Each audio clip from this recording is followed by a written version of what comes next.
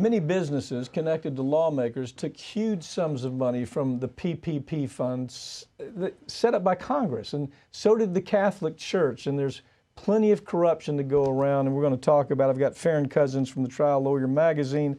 Farron, I suppose the most agonizing thing about this to me, with the Catholic Church taking in more than $3 billion, okay, more than $3 billion, is because they brought it on themselves. Right.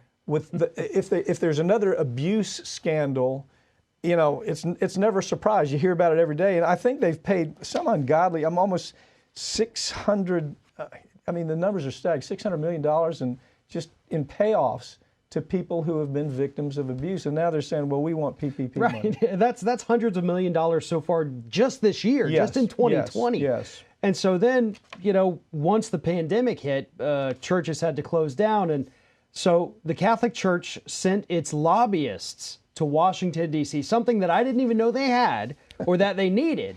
But the Catholic Church puts their army of lobbyists, millions of dollars worth, sends them to D.C.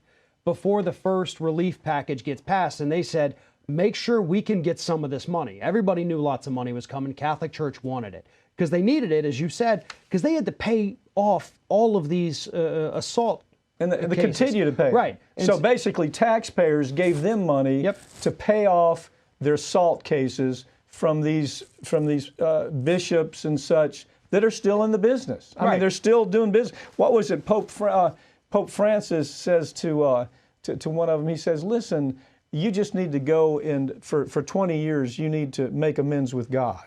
Not you need to go to prison for what you've done. You just need to make amends with God.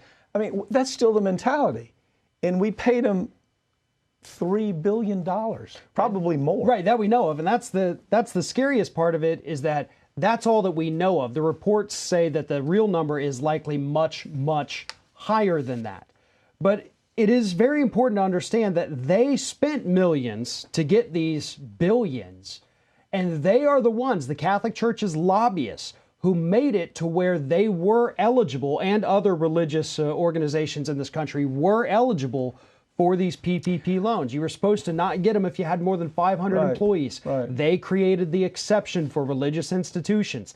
They should not have gotten any of this. They didn't need it. You have some churches that got their hands on this money, one of them in particular that just spent $70 million on a new glass cathedral. They waste money. This money is not going to be spent on helping the homeless or helping the poor or feeding the hungry. This is for their own greed, their own selfishness, and their own corruption is what they're using it for. Well, when you go to Italy and you see these monstrosity buildings that they've built there in the Vatican, and you realize that's being paid for by $20 here and $20 there for people all over the world, it's really kind of a sad story. I mean, and honestly, as you walk through those buildings there at the Vatican, and you see gold everywhere, and you know, pictures of little male naked cherubs everywhere. I mean, you know, you go, what is it that they're not connecting with, that the rest of the American public thinks this is wrong? And I think that as this story gets out there, they're going to think this is wrong. Why are we giving this? Why are taxpayers paying for a church business anyway? You see? Yeah, at a time when we have real small businesses that needed this money, that are having to close their doors for good. Yeah. You know, they were employing people in the community, providing a good or a service to that community. The real, you know, politicians always tell us small businesses are the backbone of this country. They let them die because they got influenced by these lobbyists, gave billions to pay off sexual assault lawsuits. I know.